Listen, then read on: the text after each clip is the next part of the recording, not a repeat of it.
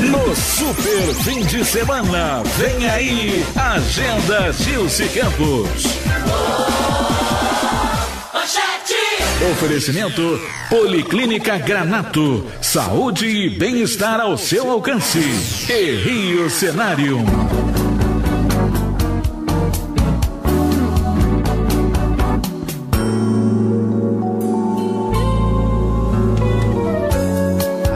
Cala-te boca, ainda bem que eu não sou fofoqueira, graças a Deus. Meu rei, não tô fazendo fofoca não, meu rei é o Miguel Nasser, o dono da Rádio Manchete, e eu puxo o saco de meu rei antes de começar o programa. Agora, meu rei, não é fofoca não, mas o senhor deu uma ordem pra eu ir pra Rádio Manchete na apuração das eleições pra dividir a mesa com o Bacarim. O senhor sabe quem é o Bacarim, né? Daqui a pouco o Bacarim vai estar morando aí. Porque se o Bacarim tem um programa de 10 ao meio-dia e um programa de meia-noite às 3 da manhã, daqui a pouco vai morar dentro da Rádio Manchete. Aí eu chego toda séria, toda compenetrada, porque o Bacarim manja muito de política, para dividir a bancada com ele. Mas a turma da apuração, meu rei, coisa que o senhor não estava lá para ver, que o senhor tem assuntos altos para resolver, a Bárbara Campelo e a Fernanda Almeida, que ficavam lá com o Nilmar no telefone apurando o resultado das eleições, só chamam ele de Baca. Baca pra cá, Baca pra lá, numa intimidade, e ele chamava elas de bacaretes. Quer dizer, meu rei, eu não sei se o senhor tá sabendo, isso não é fofoca, entendeu? Eu sou uma pessoa séria, mas lá é uma intimidade, tudo é Baca, tá bom? Ali no estúdio só dá Baca. Baca é o Bacarim, que é pai do Nicolas, quer dizer, que vai terminar sustentando o Bacarim, né? Porque quem vai sustentar o Bacarim vai ser o Nicolas Bacarim, que é roqueiro, tem DVD, tem CD, vai ganhar uma grana e vai sustentar o pai. Olha, falei, tá falado, meu rei, tá? Somos amigos, tô aqui pra puxar seu saco, em última análise. E agora, bom dia, meus queridos ouvintes, queridos. E eu vou dizer uma coisa pra vocês, ouvintes. Existem pessoas num país como o Brasil que eles trabalham para nós sem pedir voto. É um contingente, é uma família de pessoas. Pessoas formadas, informadas, cultas e que passam, é como se fosse uma equipe técnica que só trabalha para nós. E vocês, nem todos nós conhecemos essas pessoas. Hoje, uma dessas pessoas eu tenho a honra de trazer ao programa, porque ele é um homem absolutamente preparado, professor de economia, um homem que já foi presidente do IBGE, um cara que foi professor de história, é professor de história, e uma pessoa que milita nas causas ambientais há mais de 20 anos e mais. Uma pessoa que trabalhou no Instituto Pereira Passos, que pensa a cidade do Rio de Janeiro, foi presidente do Instituto Pereira Passos. Então, nós devemos a ele muito, porque ele nunca pediu um voto. E, no entanto, ele trabalha mais para a nossa cidadania, pela nossa soberania, já que ele trabalha com as questões climáticas, junto à Unesco, à ONU, do que qualquer político. Então, é com muita honra mesmo que eu, junto com Gabriele Casa, essa empresária espetacular, que nos dá a honra de permitir que esse programa exista, porque ela patrocina o nosso programa através da Policlínica Granato. Eu tenho muito prazer de ter sempre Gabriele Casa ao meu lado, e vamos conversar hoje, gente. Eu quero muitos aplausos para Sérgio Besserman. pega seu microfone. Você acha que eu exagerei? Fala sério. Fala sério. Exagerou um pouquinho a minha militância, mas Gilson, somos amigos, até minha admiração por você é tão grande que eu até lhe perdoo por ter exagerado um pouco. Imagina. Um grande professor brasileiro, Leandro Conde, ele disse que se alguém quer mostrar quem é, não deveria nunca entregar o currículo vitae. Deveria entregar o currículo mortis. Porque o currículo vitae é a seleção editada do que deu certo. Então, você deveria entregar o outro. Você, errei, não repito mais. Eu quero que você vire o microfone assim, tipo sorvete. Tá, Gabriela, sobre o que eu falei, pega teu microfone. Essas pessoas que pensam a nossa vida e não estão na política, como é importante isso, né? É muito importante, sem dúvida. E o Sérgio, o trabalho dele sempre foi fantástico. Eu lembro na Câmara, quando eu estava na Câmara, ele vindo falar com a gente várias vezes sobre os problemas da cidade do Rio de Janeiro, sobre soluções. E eu queria saber uma coisa, Sérgio, melhorou alguma coisa desde... Eu acho que a última vez que você estava com o presidente do Pereira Passo. Você mostrou um monte de gráficos para a gente meio tenebrosos, que eu lembro que mortalidade, índices de educação, etc. Desde aquela época, que deve ter sido, 7, 8 anos atrás, como está agora? Gabriela, primeiro, uma honra estar aqui junto contigo. O Brasil melhora devagar, algumas coisas muito mais devagar do que a gente gostaria, mas o povo brasileiro é extraordinário. A verdade é que ele não melhora por causa de um herói ali, de um político acolá, Isso faz parte, mas se mudasse, em vez de Zé, fosse Alfredo, dava mais ou menos na mesma.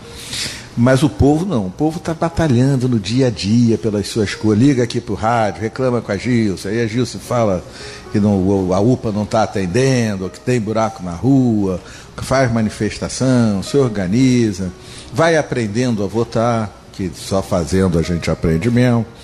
Então, quando a gente olha os indicadores sociais brasileiros, especialmente nos últimos 20 anos, a gente percebe uma melhoria contínua. Melhora muito pouco, saneamento.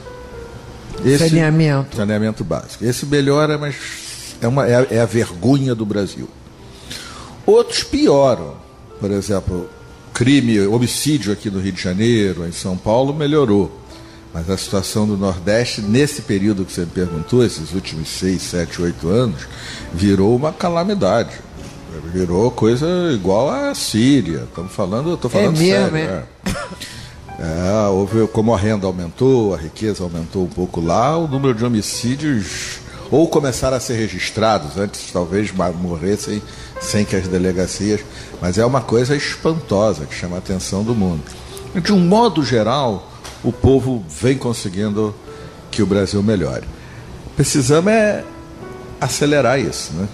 Essa coisa desses homicídios, vocês dois, você considera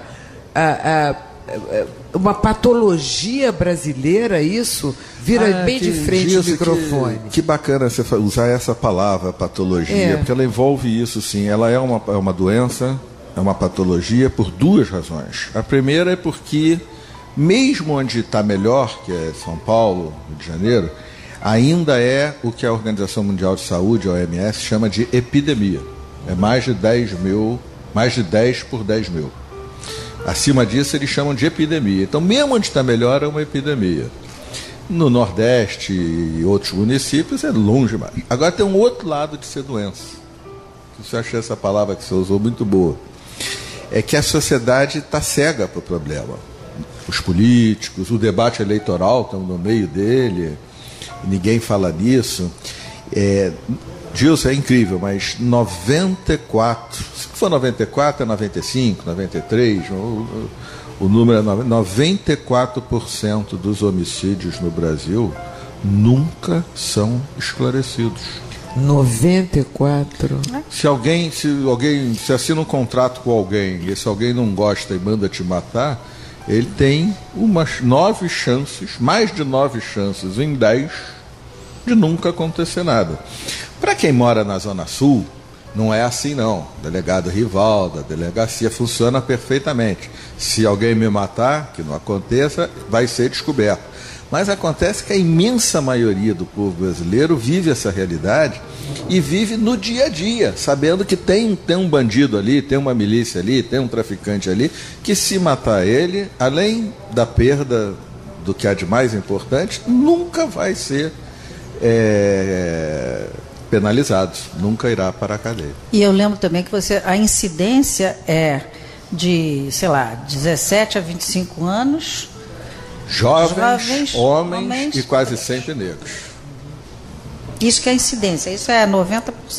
Uma coisa horrorosa. E é claro, tem um lado desses homicídios não serem esclarecidos que é muito preocupante, que é o fato de serem homicídios de gangue. Também tem homicídios não esclarecidos por conflito, por briga, não sei o que, tal, interesses, disputa, mas é homicídio de gangue, a grande maioria, que justamente vitimiza os jovens homens e, na grande maioria, negros. É narcotráfico contra narcotráfico, milícia contra narcotráfico e a polícia muito violenta, matando também sem as devidas consequências. Agora, diga, fala, não, Gabriela. Era outra pergunta. Eu também trabalhei na Promatre. E no período que eu trabalhei na Promatre, cada vez mais meninas mais jovens engravidavam. Tá? Quer dizer, quando eu entrei, tinha assim, 5% abaixo de 16 anos. Quando o Promatre teve de fechar, eu estava com mais de 15% abaixo de 16 anos. Como está isso comparado no Brasil todo, se você puder, mas comparado com a existência da Bolsa Família? Quando a Bolsa Família é um programa de, obviamente, bons resultados no combate à pobreza, não no combate à desigualdade. Mas eu tinha essa dúvida também, que, na verdade, você estaria como que incentivando a natalidade. E poderia ter... Não ocorreu não, porque um outro vetor, que é o aumento da escolaridade, ainda é uma escola ruim, uma escola de qualidade péssima. Mas o fato é que no mundo inteiro, e no Brasil mais ainda, o número de filhos por mulher, o nome técnico é taxa de fecundidade, ele é totalmente ligado, correlacionado, como diria um estatístico, à escolaridade. Então você pergunta, quando as mulheres têm mais filho onde? Na Rocinha ou na Gávea? Elas têm mais filho na Rocinha. Mas se você cortar pela escolaridade, quer dizer, mulheres de 6 anos de idade na Rocinha ou no Leblon e na Gávea, é o mesmo número de filhos. Uhum. E como a escolaridade foi aumentando nesses últimos anos, escola ruim, qualidade ruim, mas de qualquer maneira isso fez com que a taxa de fecundidade fosse diminuindo um pouquinho. O que não... o problema que você colocou continua existindo, porque... É claro, é nas comunidades, nas áreas mais pobres que as mulheres têm menos escolaridade e mais fatores culturais que levam a uma gravidez precoce. Então nós continuamos no Rio de Janeiro a ter muitas meninas tendo filhos numa idade em que, se elas mesmo tivessem a liberdade para pensar e optar, elas deixariam para depois, para estudar um pouco mais, para cuidar melhor do filho e assim por diante. Agora, olha, realmente, Sérgio Bessermann, só na sua presença é que eu posso dizer certas coisas. Por exemplo, acho o Brasil burro pra caramba, sabia? Deixa eu te falar. É um país muito burro demais. Sabe por que eu estou dizendo isso? Eu falo isso para os ouvintes mesmo. Eu também me acho burro, então todo mundo é para mim. Sabe por quê, Sérgio?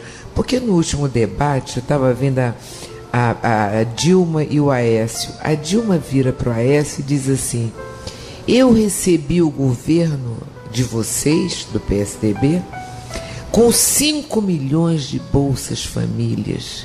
E hoje eu tenho 55 milhões. Olha, eu vou te contar, só um país burro ouve um negócio desse. Sabe por quê?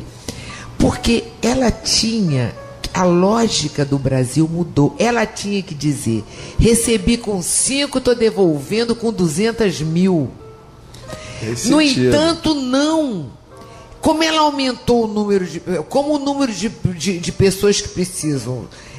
Para ela é um ganho e o Brasil inteiro aplaude isso. Então eu quero dizer, eu não estou querendo nem focalizar, eu estou focalizando na burrice, a falta de raciocínio lógico. Porque quanto mais Bolsa Família, é porque mais pobre a pessoa está. Você tem que investir em outras coisas. Parece lógico, mas parece que não é lógico. Não, as duas, você falou várias coisas muito interessantes, mas essas duas são especialmente interessantes. Uma é essa, da própria Bolsa Família. É aquela conversa sobre a porta de saída. Bolsa Família é uma ferramenta para impedir a extrema pobreza, porque aí não tem que discutir nada. Primeira coisa Tal. Mas veja, eu não usei a palavra pobreza, eu usei a palavra extrema pobreza. Ou seja, aquele que está lá que R$100 faz uma diferença danada para a mãe dar comida ou comprar um caderno para o filho. Na pobreza, aí, ou seja, saiu da miséria, está na pobreza, tem que sair da pobreza, mas é importante Bolsa Família, mas muito mais importante são formas de acessar oportunidades, de ter chance de ser um empreendedor de alguma coisa, serviços públicos de melhor qualidade, mas saúde. Mas é isso que a maioria acha. As pessoas não estão apostando nisso. Eu acho que nessa eleição o mapa ficou assim muito dividido. Onde digamos, mais para o sul e sudeste, eu sinceramente acho que a maioria do eleitorado, votando na Aécio, Marina ou na Dilma, mesmo os que votaram uma parte da Dilma, já tem uma visão de Bolsa Família começando a ficar parecida com a sua, que eu concordo. Não, o país não pode viver disso. A pobreza tem que ser enfrentada com a economia, com... E vem cá, e o mas brasileiro... lá para cima ainda assim, lá para cima, Nordeste, Norte, nós ainda talvez estejamos presos a... Eu voto em quem me dá alguma coisinha. Isso é muito ruim. Agora, eu acho que tem uma característica, não sei se você como empresária, Gabriela, mas pelo que eu vejo, pelo que eu sinto, brasileiro gosta de trabalhar e ter carteira assinada, é um orgulho. Mas é mais até do que outras sociedades, pelo que ele tem um orgulho disso e ele está muito sem isso, ele tá apostando em outras coisas, Bolsa Família, não sei o quê. Tem isso. Se bem que melhorou muito a formalização da economia, começou a piorar de novo nos últimos 2 anos. Mas houve um grande avanço das carteiras assinadas. Eu sempre gosto desse exemplo, porque as pesquisas do IBGE mostram que o carioca trabalha mais do que o paulista. Olha, atenção. Todo mês com a pesquisa de emprego e todo ano com a famosa PNAD, que teve tanto debate aí. E eu acho que não tem pesquisa sobre a explicação disso, só é um fato. Carioca trabalha mais que o paulista. Eu acho que é isso que você falou. É que no Rio tem muito conta própria. Não, feito desde grande até pequeno, desde camelô até um... O cara é por conta própria. Conta própria trabalha quanto precisar. Motorista de táxi, etc. E em São Paulo o pessoal é mais no horário de trabalho. Eu acho que a explicação é essa. Né? Você acha o quê sobre essa coisa do... Até quero falar mais nisso, Gabriela, do carioca, porque você está sempre em São Paulo também, e do paulista, fala aí. Eu vim de São Paulo, casei com um carioca, e sempre teve isso, tá? Quer dizer, em todas as instituições que eu trabalhei, tinha a matriz em São Paulo, a filial no Rio, e era sempre uma disputa. Eu fui uma vez na Getúlio, teve uma daquelas reuniões que você faz depois de sei lá, 20, 25 anos de trabalho, né, de formada, né? Eu fui lá, todo mundo, você é carioca, você não trabalha, você não... Eu falei, gente, eu trabalho 16 horas por dia. Mas isso vai existir sempre. Agora, isso realmente... Mas que a gente tem só para aproveitar e perguntar também, o que eu acho, agora eu vou falar bem de São Paulo e mal do Rio. Eu acho que no Rio a gente não entrou na nossa cultura ainda excelência no processo de trabalho. Chegar na hora certinha, sorrir para o cliente, mesmo que você esteja meio mal-humorado, o prazo que você diz, vou te entregar essa cortina em 10 dias. É 10 dias mesmo. E em São Paulo isso já está impregnado na cultura. Tem muito mercado. Se o sujeito. Sérgio. Se o sujeito não sorrir para mim no Café Expresso lá em São Paulo, eu digo tchau e tem outro ali que vai sorrir para mim. Aqui no Rio ainda é muito na base do pessoal, da relação com as pessoas, com o grupo. Eu acho que mas você conhece isso melhor do que eu. A diferença é serviço, tá? Quer dizer, o pessoal de São Paulo é mais bem treinado para te dar serviço. Você é mais bem servido nos hotéis, nos restaurantes, nos hospitais. Aqui realmente falta essa cultura de aprimoramento de serviço. Eu uma vez fui para São Paulo, morei 1 ano lá, apresentando um programa de televisão na Bandeirantes, ao vivo, diário, né? Então chega a Carioca, né? Lá dentro da Bandeirantes, todo dia no ar, 2 horas, fazendo debate, programa Canal Livre. Mas, então era assim, e a Carioca tá com frio? Aí eu dizia, mas não tá frio? Não, mas a Carioca tá com mais frio. E a Carioca vai ao banheiro. Eu digo, mas não pode ir no banheiro? Não, mas a Carioca... Eu era uma louca. Aí um dia eu dei um ataque, olha aqui, parar com essa história da Carioca. Tudo que eu fazia era porque era Carioca. Tem um negócio... muito complicado. Agora, presidente do IBGE, você foi presidente do IBGE numa época em que você saía do BNDES, né? Por falar em BNDES, como está o BNDES hoje? Ele está cumprindo, ele tem cumprido o seu papel, Sérgio Besserman? Uma pergunta bastante difícil. Eu acho que o BNDES cresceu demais, houve muito recurso de orçamento, em função da crise, da grande recessão de 2008, então os recursos, injeção na veia mesmo de orçamento, e o BNDES, para compensar a crise de crédito, passou a emprestar recursos muito grandes. É até incorreto dizer que empresta mais para grande, mais pequena, porque na verdade quem tivesse garantia e fosse lá, pegava, porque tinha dinheiro para pegar. A minha visão desse assunto é que teria sido preferível apostar um pouco mais em fortalecer o mercado de capitais, o sistema financeiro privado, e o BNDES se concentrar nas lacunas, onde faz a diferença. Aquele negócio que não iria acontecer sem o BNDES, então o BNDES está lá. Aquele negócio que já iria acontecer sem o BNDES, não precisa do meu dinheiro, do seu dinheiro, do dinheiro dos ouvintes, né? Então é um pouco por aí. Mas é uma equipe de competência extraordinária, e depois de umas idas e vindas, não vou mencionar nomes, a gestão do presidente Luciano Coutinho. Sabe uma coisa que faz a maior diferença, ouvintes? Faz a diferença na firma que você trabalha, faz a diferença aqui no Rio Cenário, na empresa. Educação. Então, um presidente bem educado, que trata muito todo mundo com educação, você discorda, concorda, mas a coisa flui. E... pelo menos sob esse aspecto, o BNDES está educado e transparente. E a área social do BNDES? Porque você trabalhou na área social. Foi recriada, eu fui o primeiro diretor. Você foi o primeiro diretor da área social.